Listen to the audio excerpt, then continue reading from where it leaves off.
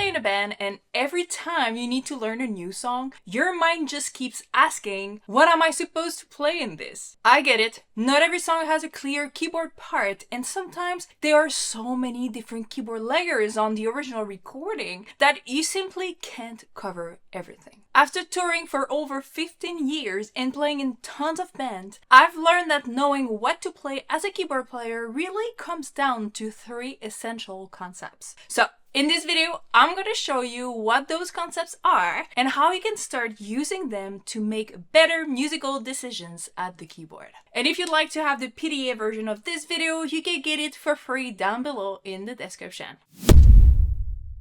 So the first essential concept that I want to talk about is the role that you have in a song. It all comes down to know where you fit in the band, where you fit in the mix of the song. So to give you a really clear example, we're going to take the song Listen to the Music by the Doobie Brothers.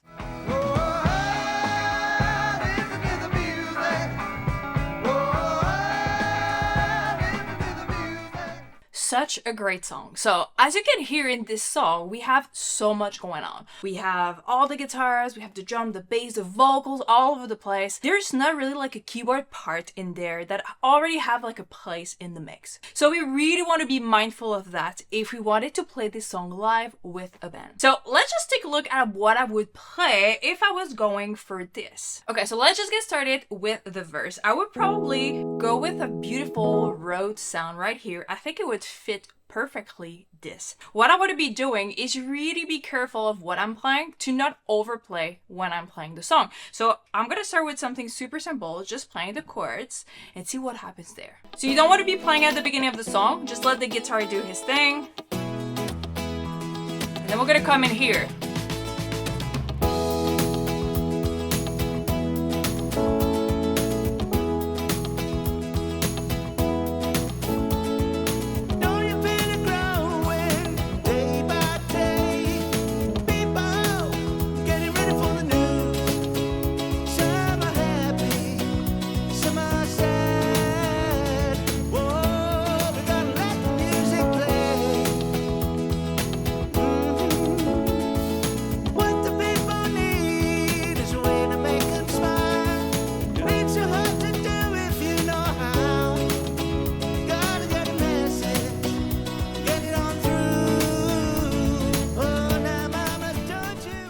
Alright, right here, so I'm really keeping it super smooth in the back. I'm basically just playing the chords and sometimes just playing one note to add some groove. Let's do the same thing again, but I'm going to be adding a little bit more to the verse, but I'm going to be staying in the back because we don't want to overwhelm the sound right here. So what you want to be careful with is just don't add too much comping in there. There's already the guitar comping right here. What I want to mention with the left hand, as you can see, I'm only playing the root of the chord and I keep my left hand very close to pretty much everything that I'm playing. I keep this very around the middle, see what I'm playing, this kind of chord and accompaniment.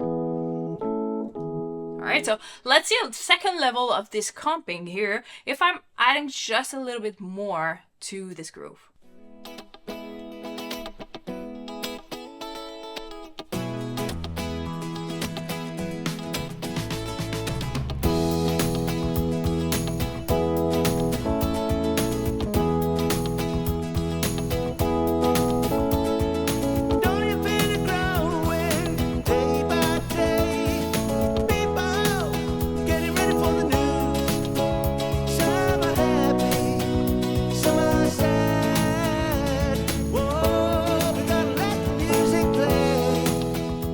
Alright, so as you can see here, what I basically added is just an arpeggio with the notes of the chord. 2, 3, 4.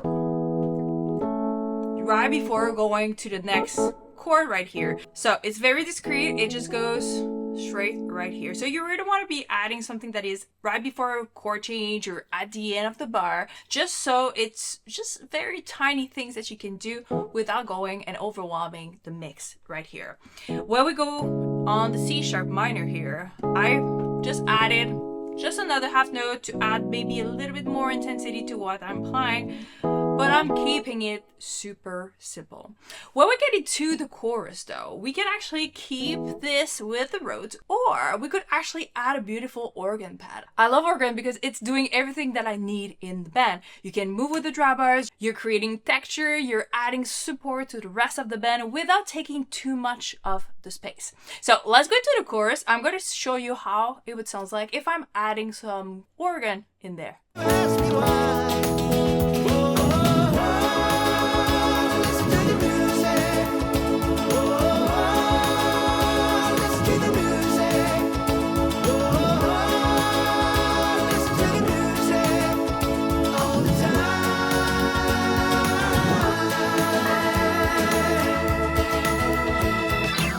Alright, so how great is that? I love organ for that. You can add so much just by adding a few pads in there. So it's basically just having the C sharp minor here, moving between the chords, and you can add so much just with this. So this is a great way if you want to start by understanding how is the role that you have into the song, because you really want to be mindful of where you fit. So in this really good example, you don't want to be in the front of everything. You want to add some support to the song, and by doing that we can do some chords on the Rhodes right here, or we can add a beautiful pad on the organ right here. All right, now let's move on to concept number 2, because now if you understand the role that you have to play for the song, you can decide what part you're going to be doing. So if it's a comping, a lead, or a pad, this is one of the things that are super important to have very clear in your head before you start playing.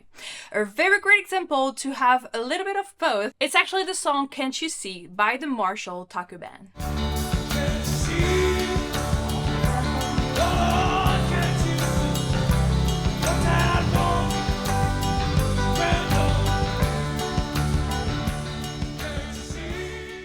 So this song is a great example because at the beginning of the song, we have this beautiful flute lead that you're going to have to play. And next we can actually move on to comping with piano or even with organ. So the way you want to approach this is really be clear on what you're going to be playing. So first off, we're going to be starting with the flute. So you really want to make sure you have the right sound for this. And then when we move on to the verse and the chorus, we're actually going to be moving to comping with a piano sound. So let's just start the beginning. Let's play the flute intro and see how it goes. Alright, so right here we have the guitar. Don't have to play. We get in here.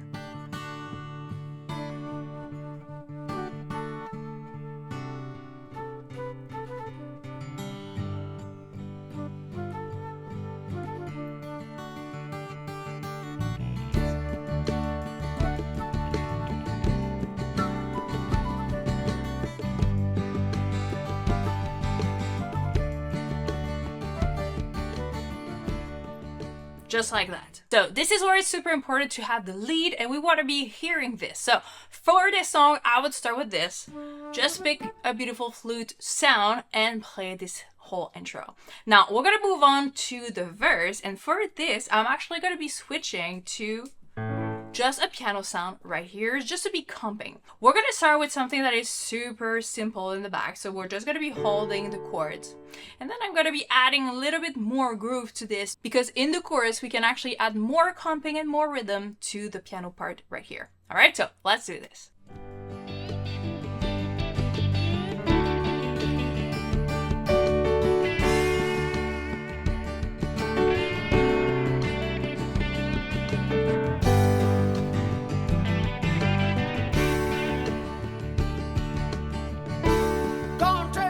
Train down at the station, Lord. I don't care where it goes. Gonna climb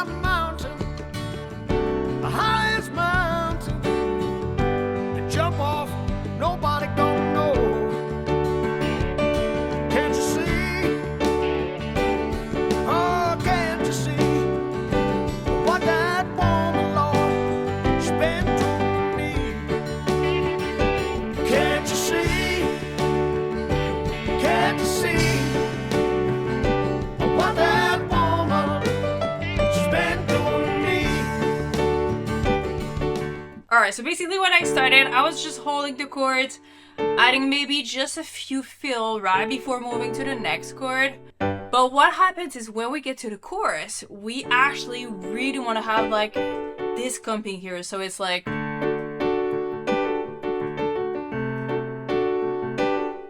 so what is happening in there? It's basically moving from the 1 to the 4. Very cool idea for comping in this style of music. So we go from D to G and going back here. And we have this very cool comping that is actually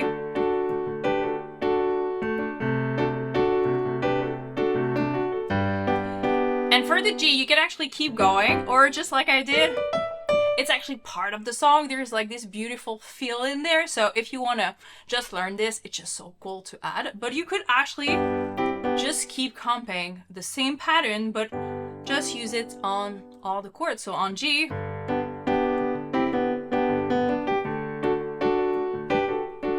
can absolutely do that right here. So very cool comping here. So as you can see in this example, learning to know what you're going to be playing is very important. So you have like the lead at the beginning of the song, and then you want to be switching to more of a comping chords and more of a support.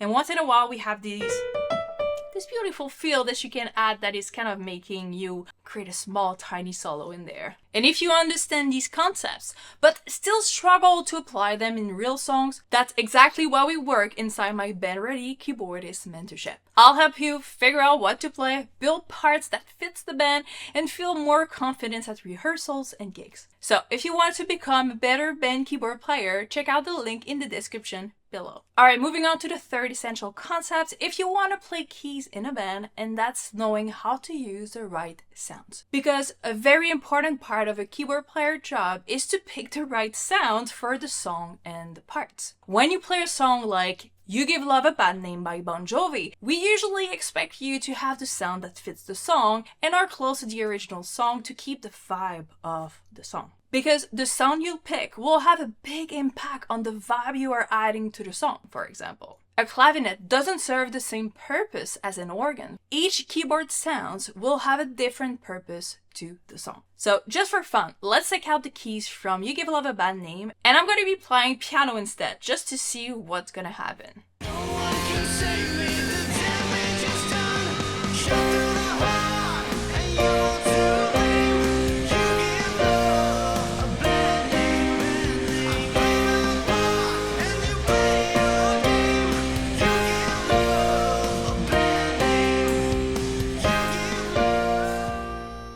Alright, so this is the piano. Nothing is really wrong, like I'm still playing the right chords, but let's do this with more of a string pad synth sound and see what happens.